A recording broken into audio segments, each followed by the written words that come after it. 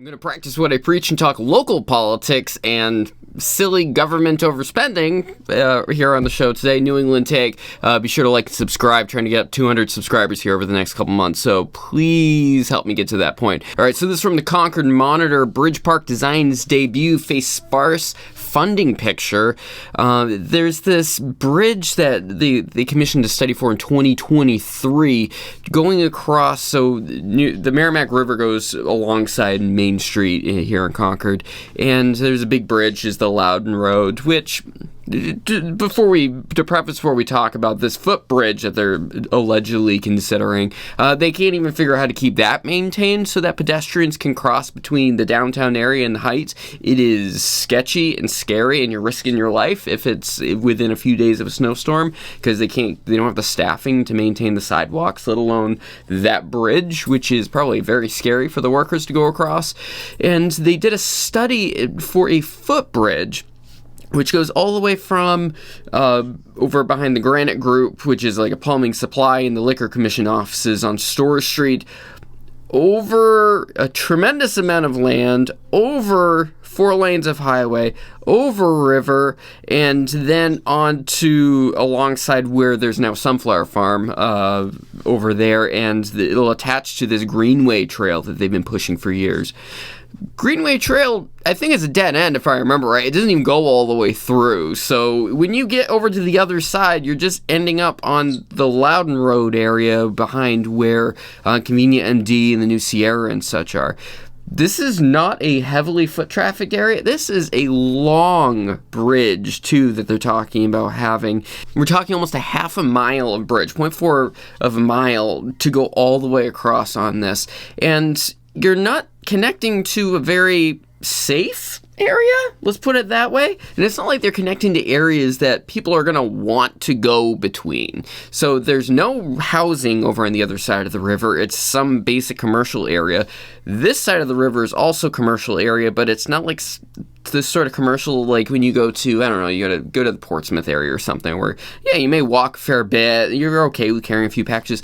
This is not areas where this is going to be worthwhile. It is going to be, in theory, I think they're trying to make it so it's like exercise people can go across and hit the Greenway on the other side and be on Main Street. It doesn't make any sense whatsoever. And they're saying here, if it was ever implemented, the pedestrian walkway would offer green space views over the river, walk, run, and bike connectivity to a growing local trail network, a foot traffic connection across the river that doesn't involve crossing interstate on or off ramps, the busy Loudon Road, and can be a tourism draw.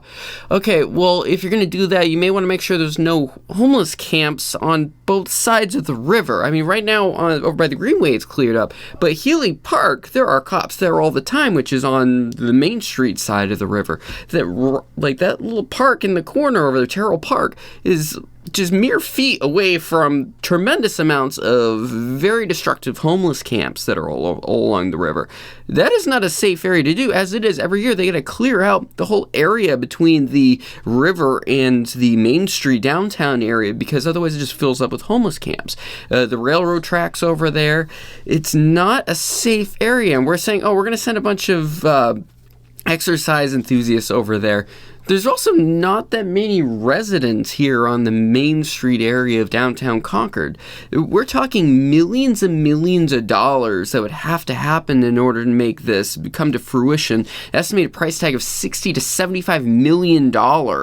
And one that was also included, open deck space, was priced out to $90 million to $115 million. It's almost as much as this middle school project. It's 2/3 of the middle school project, which they've never been able to sort out here for years, while their middle school is falling apart. So instead of collaborating with the school district and making sure that, I don't care if it's on above board when it comes to policy, we need a middle school that's not falling apart. We're talking about putting in a Greenway bridge. We have homeless people all over the place. We get camps throughout the city.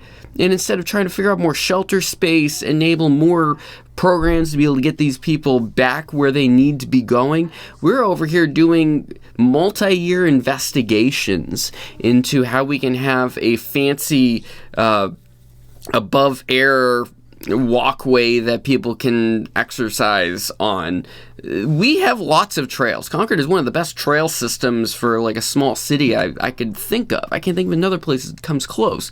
And why not capitalize on keeping them clean and maintaining them and making sure the sidewalks are able to be plowed? I mean, what are they going to do with all the snow on this thing?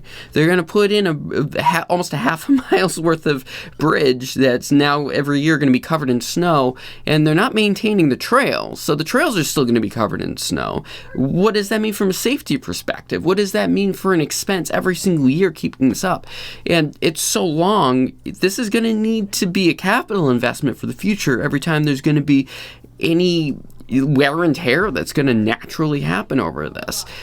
The local politics is so important for this reason. If your city is doing crazy things like this, investigating, oh, we should do this cool project, and it's going to cost tens of millions of dollars, and odds are it's going to be at least $1 million a year to keep it up, especially when you consider capital investments that will be needed in order to maintain it over time and replace parts as needed.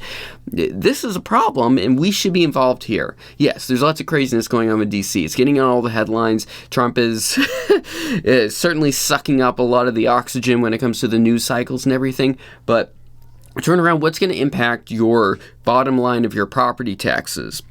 What's going on with the cost of parking and everything that's going to go up because now they need to subsidize other things?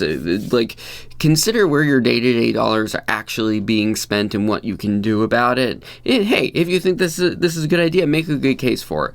It makes no sense to me whatsoever. When we have a great downtown that just got renovated, keep people in the downtown as opposed to wandering off in this weird bridge. Figure out a way to fix the Loudon Road situation so put up some fencing, maintain it better, make sure that the sidewalks are plowed immediately and throughout the day. Hire the staff you need. If there's staffing problems, maybe that should be the focus. Maybe instead of thinking about ways, because I mean these sorts of studies cost thousands of dollars. I mean, it's probably a $10,000 study, just guessing.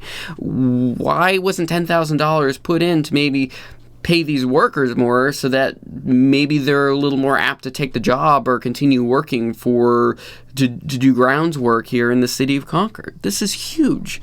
People have been hit here in Concord because the sidewalks have been maintained and killed, especially old folk that can't get out of the way when the cars come around. It's happened multiple times over the last few decades. And here we are, this little project instead of getting our middle school done. Local politics is what matters. I've been saying it for years, and here I want to dedicate an episode of the show so that I can put my money where my mouth is and say, pay attention to these projects. Speak out against these projects if you don't think they're worthwhile. And make sure that your town managers and your city councils aren't just blowing the bank out on things that odds are they don't have the money for. We should not be borrowing money for these. We should not be asking for grants from the federal government to pay for projects like this, which is, of course, going to be the first thing they do. They're going to go to the feds and beg for money for it through grants and such. That is not where we should be trying to get money from. We should be trying to make sure we are self-sustaining as much as possible in the city of Concord, as opposed to hoping whatever is going on in DC, whatever the flavor of the day is down there, aligns with whatever projects we want here. Make your local town, make your city, make your state, make your country as self-sustaining as possible so you can make investments, so you can protect the people that are in your cities and such. There's so many people that are just all the violence and fires and stuff that we've had with these homeless camps in the city. Instead of, hey, $10,000 to the Concord Coalition to maybe get a few more beds set up, maybe to rent out some space around here and get a few more programs up and running. But here we are. A footbridge that is not really going to help much of anything, and in theory will make everything worse because it'll cost more money. New England Take, please be sure to like and subscribe. Talk to you soon.